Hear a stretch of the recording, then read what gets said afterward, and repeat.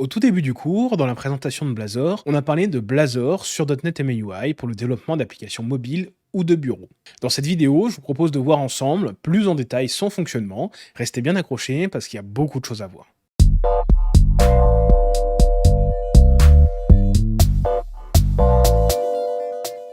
Dans ce cours, on va parler de .NET MAUI sur lequel s'appuie Blazor Hybrid, des fonctionnalités natives comme l'accéléromètre, le GPS ou encore le réseau. On va voir comment personnaliser notre application pour gérer son apparence sur l'appareil, et on verra les émulateurs à notre disposition, notamment mobile, et comment faire du débogage. Blazor Hybrid, on l'a déjà vu dans la première vidéo de présentation, c'est en fait l'utilisation de .NET MAUI avec un composant WebView qui permet d'embarquer une application Blazor. Alors, si on la refait plus lentement, .NET MAUI, c'est pour interface utilisateur d'applications multiplateformes en .NET. Il s'agit du remplaçant de Xamarin Forms, et c'est une infrastructure qui permet de créer des applications mobiles et de bureau natives, donc pour iOS, Android, macOS ou encore Windows, dans un seul projet en C# XAML. On peut utiliser les fonctionnalités natives de ces plateformes, comme l'accéléromètre, la boussole, le gyroscope, l'état du réseau, des informations sur l'appareil, l'accès au presse-papier ou aux fichiers, etc. Je vais pas trop rentrer dans le détail de .NET MAUI ici, parce que ça nécessiterait un cours dédié. Qui sait, peut-être plus tard sur la chaîne, on verra. Mais dans cette vidéo, on va essayer simplement d'aborder quelques notions qui vont vous permettre de faire votre première application Blazor Hybrid avec quelques notions sur MAUI. Lorsqu'on crée un projet, .NET MAUI Blazor, on se retrouve avec une arborescence qui ressemble à ça. Le dossier plateforme, il contient les éléments spécifiques à une plateforme. Il permet par exemple de gérer des ressources spécifiques ou encore du paramétrage propre à la plateforme. Le dossier Resources contient les ressources communes à l'application. Ça peut être l'icône de l'application, le splash screen, donc l'écran de chargement de l'application, les polices de caractères, les images, etc. Le fichier app.xaml, il va contenir des ressources pour l'application, comme des couleurs ou des styles, et sa déclinaison en .cs, qu'on ne voit pas ici parce qu'il est replié, instancie la page principale. Le fichier mainpage.xaml, c'est donc la page de démarrage de l'application. C'est elle qui, dans notre cas, contient le composant Blazor WebView qui embarque notre application Blazor. Et enfin, le fichier MAUI programme.cs, c'est le point d'entrée de notre application MAUI. C'est lui qui démarre l'application et qui pointe vers la classe app du fichier app.xaml.cs. La première des fonctionnalités natives qu'on va aborder, c'est le réseau. Dans votre application, vous souhaiterez peut-être récupérer l'état de la connexion pour savoir si le terminal a accès à Internet ou pas, par exemple, pour pouvoir faire certains appels ou utiliser du cache. Eh bien, dans un composant Blazor, vous pouvez utiliser la classe Connectivity et récupérer la propriété Network Access. Ce qui vous donnera 5 possibilités: inconnu, pas d'accès réseau, accès au réseau local uniquement, accès limité et enfin accès Internet. Vous pourrez également savoir quelles connexions sont actives, toujours avec la classe Connectivity, mais cette fois en accédant à la propriété Connection Profiles, qui est une liste de connexions. À partir de là, vous pourrez savoir si c'est le Bluetooth, la connexion de données ou encore le Wi-Fi qui sont connectés. Enfin, vous pouvez vous abonner à l'événement Connectivity Changed qui sera déclenché lorsqu'il y aura un changement dans la connectivité. Par exemple, si on déconnecte le Wi-Fi. A noter que pour utiliser ces fonctionnalités sur Android, vous devrez ajouter l'autorisation Access Network State dans le fichier androidmanifest.xml. Alors normalement elle y est déjà, moi en tout cas c'était le cas lors de la création du projet. Autre possibilité dans les fonctionnalités, l'envoi de SMS depuis l'application. Pour ça, on va commencer par ajouter l'intention SMS2 dans le androidmanifest.xml, puis on va pouvoir écrire le code suivant qui va commencer par tester si la plateforme prend en charge cette fonctionnalité, et si c'est le cas, vous allez pouvoir déclarer des destinataires et un message, puis composer le SMS. Alors je dis bien composer le SMS, parce que cette fonctionnalité, elle n'envoie pas directement le SMS en fait. Elle affiche à l'utilisateur un nouveau message pré-rempli avec le destinataire et le corps du message, pour lequel il aura juste à appuyer sur envoyer. Si vous souhaitez récupérer l'état de la batterie du téléphone, vous pouvez utiliser la classe Battery. Ici, par exemple, je déclare un événement Battery Info Changed dans lequel je peux récupérer l'état de la batterie, le niveau qui est compris entre 0 et 1, donc si je veux un pourcentage, je vais le multiplier par 100, ou encore la source actuelle d'énergie du téléphone. A noter tout de même que vous ne pourrez pas tester ça sur un simulateur iOS, et que sur iOS, macOS et Windows, l'API ne retourne que AC ou Battery. On peut aussi créer un événement pour savoir lorsque le mode économie d'énergie est activé ou désactivé, et donc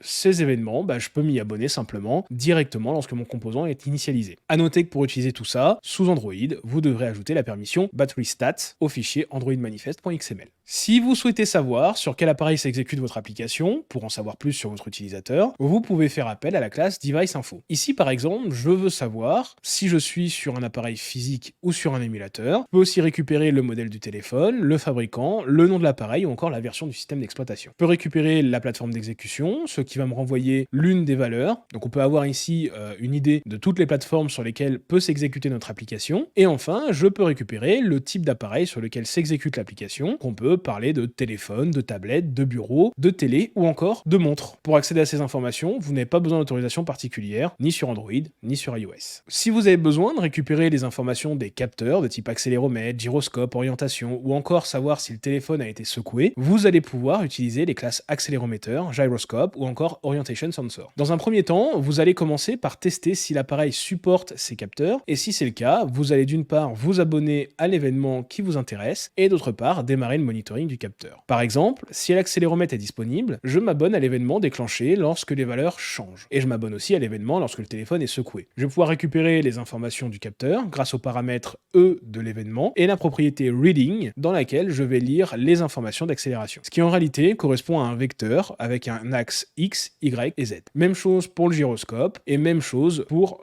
l'orientation. Vous noterez qu'à chaque fois, dans la méthode Start, qui permet de démarrer le monitoring du capteur, je passe un paramètre Sensor Speed. Il s'agit en fait du taux de rafraîchissement des données du capteur et il en existe 4. Fastest, qui est le plus élevé, Game, qui est adapté pour les jeux, donc qui est pas le plus élevé mais qui est un peu rapide quand même, Default, qui est plus adapté pour les changements d'orientation d'écran, et UI, qui s'aligne sur le taux de rafraîchissement de l'interface utilisateur, donc qui évite de sursolliciter le rafraîchissement du capteur. Avant de passer à la géolocalisation, je vous présente une petite fonctionnalité pour récupérer les coordonnées d'emplacement d'une adresse. Grâce à la classe Geocoding, vous allez pouvoir récupérer les coordonnées GPS d'une adresse postale et inversement les coordonnées postales depuis des coordonnées GPS. Ici par exemple, à partir d'un simple champ texte adresse, je vais pouvoir récupérer une liste de coordonnées GPS à l'aide de la méthode getLocationAsync. Si votre saisie est suffisamment précise, vous n'aurez qu'un seul résultat. Ensuite, pour l'exemple, je récupère le premier résultat et je refais une recherche inversée, cette fois pour récupérer des informations à partir de coordonnées GPS. Ce qui va me donner un objet placemark avec des informations d'adresse. Ici, on voit que le résultat de ma recherche donne le nom de la région, le code et le nom du pays, la ville, le code postal, etc. Si vous souhaitez utiliser cette fonctionnalité sur Windows,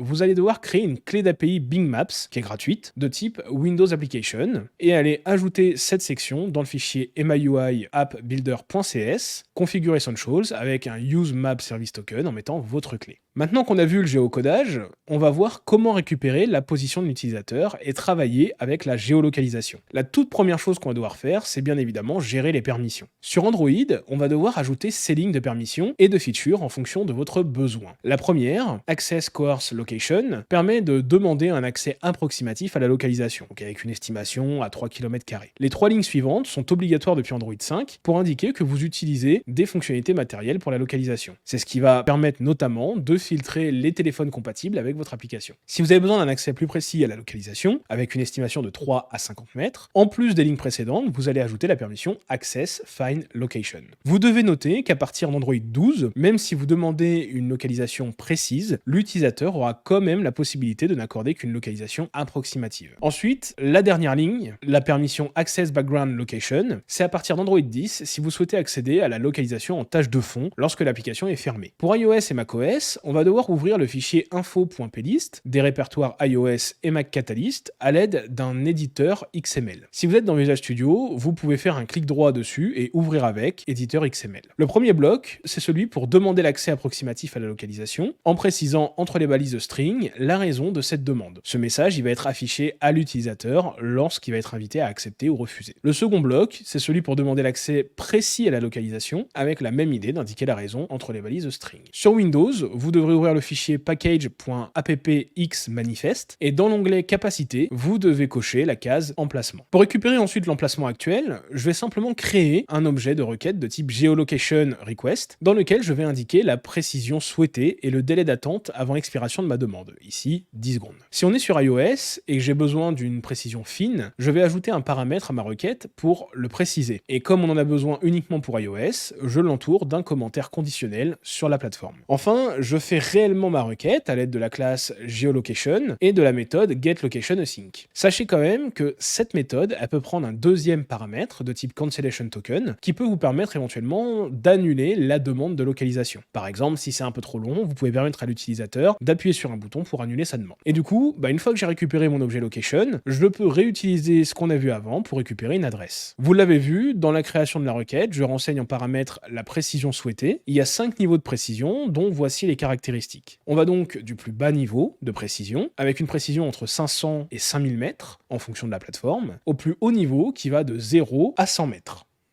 Pour aller un peu plus loin, vous pouvez calculer la distance à vol d'oiseau entre deux points en utilisant la méthode calculateDistance de la classe location. Dans ce bout de code, par exemple, je reprends la recherche d'adresse qu'on a vue avec le géocodage, la récupération de l'emplacement actuel qu'on vient de voir, et je calcule la distance entre les deux, ce qui me permet de savoir que je suis à X km de l'adresse recherchée. Pour finir sur la géolocalisation, vous pouvez vérifier que l'utilisateur ne se sert pas d'une application qui permet de renvoyer une localisation fictive en utilisant la propriété isFromMockProvider d'un objet location.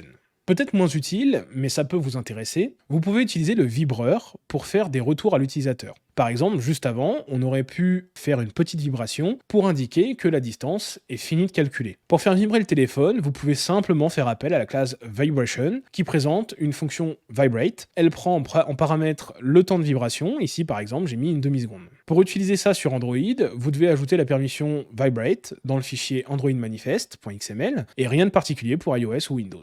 Dans votre application, vous aurez peut-être besoin de charger une image, par exemple pour une photo de profil, et pour ça, vous allez utiliser le sélecteur de médias. Avant toute chose, d'un point de vue permission, vous allez avoir besoin de l'accès à la caméra et de l'accès à la galerie. Sur Android, on va demander les permissions de lire et d'écrire sur le stockage, et la permission d'accéder à la caméra. On va également déclarer une intention pour l'action de capture d'image. Sur iOS et Mac, vous allez ajouter les autorisations pour utiliser la caméra, le micro, qui est nécessaire pour les vidéos, et l'accès aux médias de la galerie. Maintenant que les permissions sont faites, vous allez pouvoir prendre une photo ou une vidéo, ou alors la sélectionner depuis la galerie. Avec ce bout de code, je commence par vérifier que l'appareil supporte bien la prise de photo, puis j'appelle la méthode capture photo async qui va m'ouvrir l'appareil photo pour que je prenne une photo. Ensuite, j'enregistre cette photo sur le stockage local. Il y a 4 méthodes qui vont m'être utiles dans ce contexte. Capture photo async qu'on vient de voir pour ouvrir l'appareil photo, capture vidéo async pour ouvrir la caméra pour une vidéo, pic photo async pour ouvrir la galerie pour sélectionner une photo, et pic vidéo async pour ouvrir la galerie et sélectionner une vidéo.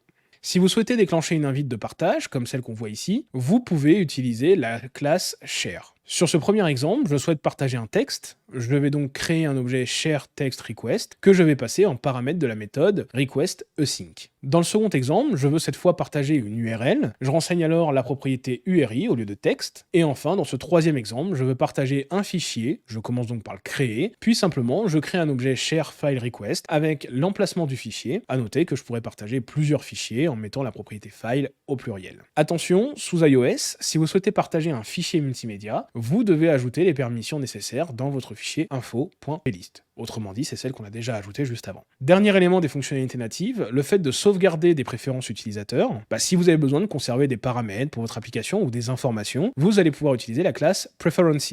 Il s'agit d'un dictionnaire clé-valeur. Dans ce bout de code, je tente de récupérer l'identité de l'utilisateur au chargement du composant à l'aide de la méthode get, et cette méthode, elle prend en premier paramètre la clé qui permet de récupérer la valeur, et en deuxième paramètre, la valeur de remplacement au cas où la clé est introuvable. Dans la seconde méthode, j'enregistre les éventuelles modifications avec la méthode set, qui prend donc la clé et la valeur à stocker. C'est un dictionnaire, donc on a la possibilité de vérifier l'existence d'une clé, et on peut également supprimer une clé en particulier ou toutes les préférences de l'utilisateur. A noter que par défaut, les préférences ne sont visibles que de l'application en cours, mais il est possible de créer une préférence partagée à l'aide d'un paramètre supplémentaire qui va permettre de lui donner un nom pour qu'une autre application puisse y accéder.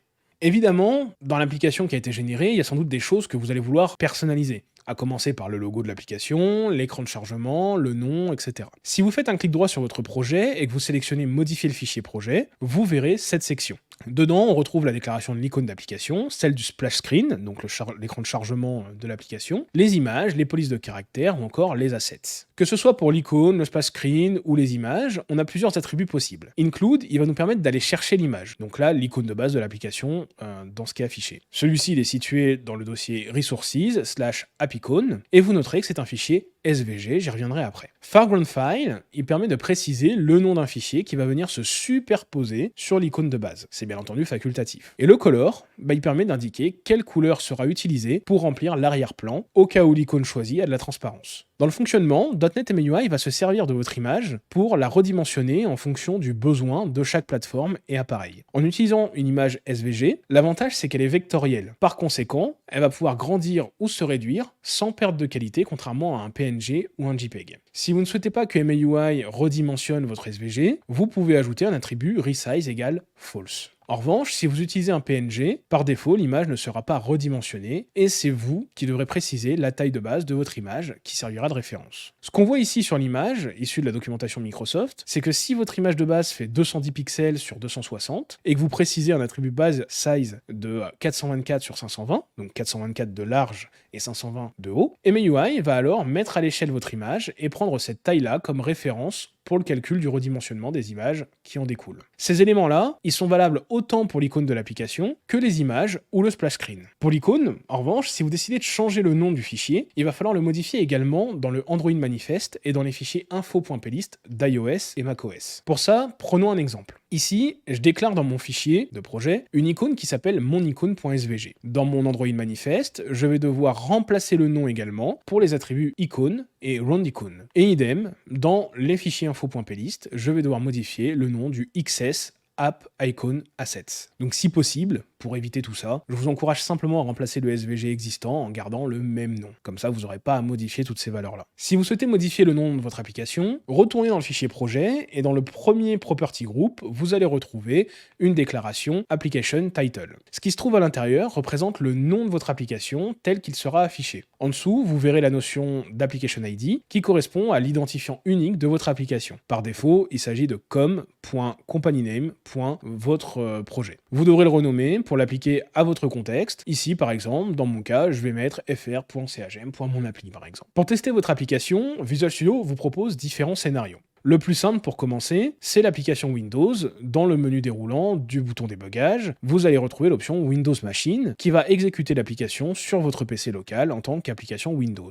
Donc vous allez pouvoir faire simplement du débogage comme ça. Si vous souhaitez tester sur Android, dans la liste, il vous suffit d'aller sur Émulateur Android et de sélectionner celui qui vous intéresse. Si vous n'en avez pas encore, Visual Studio va vous proposer d'en installer un et va vous conseiller d'activer Hyper-V sur votre machine. Comme on peut le voir ici, j'ai installé un émulateur de Pixel 5 en Android 12 et donc si je lance mon application, ça va ressembler à ça. À droite, je vais retrouver les contrôles rapides de l'émulateur et si je clique sur les trois petits points, je vais pouvoir aller plus loin en agissant sur la localisation, les capteurs, la caméra, etc. Si vous avez un téléphone Android, vous pouvez directement le connecter au PC pour débugger dessus. Pour ça, vous devez commencer par activer le mode développeur sur votre téléphone en vous rendant dans les paramètres à propos du téléphone, appuyez 7 fois sur le numéro de version du logiciel ou numéro de build jusqu'à ce qu'une information vous dise que le mode développeur est activé. Ensuite, rendez-vous dans le menu options de développement qui est apparu dans les paramètres et cherchez l'option débogage USB pour l'activer. Enfin, branchez votre téléphone et indiquez que vous faites confiance au PC. Vous devriez désormais voir apparaître un menu appareils locaux Android avec votre téléphone dedans, comme c'est le cas moi ici sur la capture à gauche. Si vous souhaitez tester sur iOS, vous devez soit disposer d'un Mac sur le même réseau, soit avoir un iPhone et une souscription payante au programme Apple Developer. Commençons par le simulateur iOS. Vous devez disposer d'un Mac avec Xcode et Mono d'installer, Mono qui est le portage de .NET pour Linux et macOS. Et si vous n'avez pas de Mac, il existe des solutions, notamment avec une machine virtuelle, mais attention, ça ne respecte pas le contrat de licence Apple. Je vous mets quand même un lien en description vers une vidéo qui vous expliquera comment faire, mais effectivement, c'est en dépannage pour tester et voir ce que ça donne. Vous devez aussi avoir une version à jour de Visual Studio, notamment avec la dernière version de macOS, la version 13, puisque sans ça, vous n'arriverez pas à vous connecter au Mac. Si tout est bon, rendez-vous dans Outils, iOS, couplé au Mac, et ajoutez un Mac. Suivez les instructions pas à pas. On va vous demander sur le Mac d'aller dans Général, Partage et d'activer la session à distance pour que Visual Studio puisse faire ce qu'il a à faire. Une fois connecté, lancez le débogage en sélectionnant bien Simulateur iOS et le modèle que vous souhaitez. Sur le Mac, vous devrez voir s'ouvrir l'émulateur iOS comme celui qui est présent ici.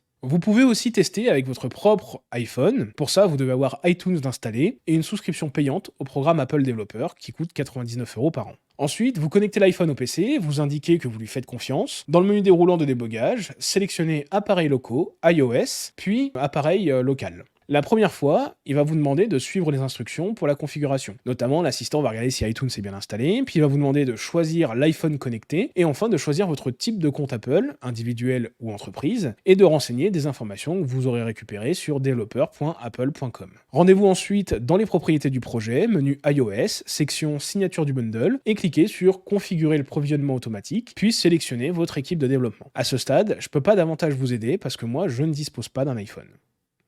La vidéo du cours étant déjà assez longue, je vais aller assez vite sur la partie démonstration. Je vais créer donc un projet de type application.NET MAUI Blazor, suivant, que je vais appeler ici test MAUI Blazor. Voilà, j'ai donc ma nouvelle application qui a été créée. Et ce que je vais faire, c'est que je vais commencer par aller la personnaliser. Je vais faire clic droit sur mon fichier de projet, modifier le fichier de projet. Ici, je vais modifier le nom de mon application. Je vais l'appeler mon application de démo. Ici, je vais remplacer l'identificateur unique. Je vais mettre fr, cagm, appli, démo. Du côté des icônes, je vais laisser pour l'instant ces icônes-là, puisque de toute façon, j'ai pas d'icônes sous la main pour pouvoir les remplacer. La première chose, comme sur une appli classique Blazor, je vais venir créer un nouveau composant. Ce composant, je vais l'appeler état réseau. Je vais lui dire ici que son URL, c'est /réseau. Je vais aller dans mon nav menu, et je vais venir ici créer une nouvelle ligne qui va être tapée sur réseau, et je vais l'appeler état réseau. Ici, dans ma page, ce que je souhaite faire, je vais mettre ici état du réseau, et ce que je souhaite faire simplement, c'est savoir si mon application a accès à Internet, et savoir si elle a une connectivité Ethernet ou Wi-Fi. Pour ça, je vais venir simplement ici, créer une liste avec DLI, et je vais mettre Internet, Ethernet, et Wi-Fi. Ici, je vais venir créer 3 champs d'information que je vais appeler public, string, internet. Même chose ici pour Ethernet et même chose pour Wi-Fi. Je vais créer un événement d'initialisation de mon composant, donc onInitialized async. Et ici, je vais venir checker simplement quel est l'état de la connectivité. Donc comme je vais vouloir le faire au chargement de la page et lorsque la connexion va changer, ici je vais aller créer tout de suite mon événement protected void connectivity changed, qui va prendre un premier paramètre sender, un deuxième paramètre connectivity changed event arg, que je vais appeler E, et c'est dans cette fonction-là que je vais tester du coup l'état de ma connectivité. Cet événement, je vais commencer par aller l'associer au changement de ma connectivity. Donc je vais faire connectivity changed, et je vais lui dire ici plus égal connectivity changed point virgule. Donc là, je suis abonné à cet événement-là lorsque ma connectivité va changer. Dans cette partie-là, je vais venir définir des icônes que je vais appeler ici icône success. Dans cette icône success, je vais venir créer un span class égale OI circle check. Je vais lui mettre une couleur verte. Et je vais venir créer le même icône ici, mais failed. Cette fois, pas circle check, mais circle X. Et c'est pas text success que je vais mettre, c'est text danger. Donc là, j'ai mes 2 icônes que je vais pouvoir réutiliser comme j'en ai envie. Et ce que je vais faire, c'est que je vais tester le statut Internet. Je vais commencer par dire e.networkaccess est égal à networkaccess.internet. Si c'est le cas, dans ces cas-là, je prends mon icône de succès, sinon ce sera mon icône failed. Même chose pour les 2 autres, Ethernet. Là, je vais dire e.connectionProfiles contains de connectionprofile.ethernet. Et si c'est le cas, la même chose qu'ici. Et donc, je vais faire la même chose sur la ligne en dessous pour le Wi-Fi. Et donc, voilà. Là, j'ai donc associé un événement Connectivity Changed lors du chargement de mon composant qui va aller indiquer l'état ici. Ce que je vais faire, c'est qu'à cet endroit-là, je vais venir lui indiquer d'utiliser mes éléments. Et pour qu'il interprète correctement que c'est du HTML, je vais devoir lui dire ici que j'ai une markup string pour Internet. Je vais copier ça. Même chose pour Ethernet et Wi-Fi. Et donc ici, on va mettre Ethernet, et là on va mettre Wi-Fi. Là normalement je devrais avoir quelque chose lorsque je vais changer l'état de ma connexion. Ce que je vais faire, c'est qu'ici, moi je vais venir lui dire la première fois, au premier chargement de la page, viens mettre à jour cet état. Pour ça, moi je vais appeler simplement le connectivity changed, ici, en lui passant nul en tant que sender. Et ici, je vais lui dire, j'ai un new connectivity changed event arg, qui va prendre donc en premier paramètre un network access, donc là, connectivity.network access, et en deuxième paramètre, il va prendre un connection profile, donc ici, connectivity Connection Profiles. Et voilà. Là, normalement, si je lance en mode Windows, j'ai mon application qui s'est lancée. Si je vais sur état du réseau, je vois bien que j'ai Internet, Ethernet et Wi-Fi, puisque effectivement, sur mon ordinateur actuellement, j'ai ces 3 éléments qui sont bien présents. Donc ici, ce qui va être intéressant, ça va être de tester mon application également sur Android. Donc ici, si je vais sur émulateur Android, je vois que pour l'instant, j'en ai pas qui sont configurés. Donc ici, simplement, je vais aller dans Outils, Android, Gestionnaire d'appareils Android, et je vais aller créer un nouvel appareil. Donc ici, il me propose Pixel 5 API 33, donc je peux choisir mon appareil de base, donc soit la gamme Nexus, Pixel, peu importe, une télé, une montre, etc. Donc je vais rester sur Pixel 5. Je peux choisir également le processeur derrière, le niveau de service, donc on va prendre le dernier, Android 13, les Google API. Je pourrais éventuellement ici aller modifier certaines valeurs. Alors je vais vérifier par exemple la quantité de RAM. Je vois qu'ici je suis à 1 Go 5. Je vais peut-être lui mettre 2 Go de RAM pour être un peu plus à l'aise. Et je vais faire créer. Là j'ai une fenêtre qui s'affiche qui me dit que je dois autoriser, enfin que je dois accepter la licence des Google API et le téléchargement va débuter. En fonction de votre connexion, ça va prendre quelques minutes ou peut-être plus. Voilà, on voit que le téléchargement a démarré. Moi, j'ai la fibre, forcément, ça va un peu plus vite. Il crée maintenant l'émulateur. Et voilà, donc mon émulateur est créé. Je vais pouvoir le démarrer. Et on voit qu'automatiquement, Visual Studio, là, me l'affiche désormais. J'ai bien Pixel 5, API 33, en Android 13. Et donc ici, j'ai lancé le débugage et je vois que j'ai mon émulateur qui est en train de démarrer. Maintenant, je vais attendre un petit peu, le temps qu'il déploie l'application dessus. Je vois que Visual Studio est toujours en cours de déploiement. Si je regarde dans la sortie, donc là je vois qui m'indique qu'il a bien trouvé le device, émulateur, le débugage, on voit qu'il vient de démarrer, et on voit que mon application est en train de se lancer. Voilà, donc là mon application a bien démarré, j'arrive sur la page d'accueil. Ici, si je vais dans état réseau, je vois bien que j'ai bien Internet qui est connecté, Ethernet qui n'est pas connecté, normal, je suis sur un émulateur de téléphone, donc il n'y a pas d'Ethernet sur le téléphone, et j'ai bien le Wi-Fi. Maintenant, je peux aller jouer un petit peu avec le téléphone, et puis je peux dire que finalement, je coupe le Wi-Fi. Là, je vois qu'il est encore activé. Alors pour une raison simple, c'est que ça n'a pas dû s'actualiser correctement, l'état. Donc ici, je peux rajouter un 10.state as change, histoire de forcer la mise à jour de l'état. Je vais relancer mon application. Donc là, il va refaire le déploiement, donc la compilation de l'application, puis le déploiement à nouveau sur le téléphone, sur l'émulateur. Voilà, donc je vois ici que mon application s'est fermée, normal, parce qu'il est en train de la désinstaller pour la réinstaller, du coup. Elle se relance. Ici, si je retourne dans état du réseau, donc forcément mon Wi-Fi est désactivé parce que je l'ai désactivé, mais si je réactive le Wi-Fi, Internet, j'active le Wi-Fi, là j'attends un peu, il va me trouver un réseau Wi-Fi fictif, voilà, connecté, et je vois bien que cette fois, le Wi-Fi a été actualisé, il est bien mis à jour. Donc là, c'est bon pour l'émulateur Android.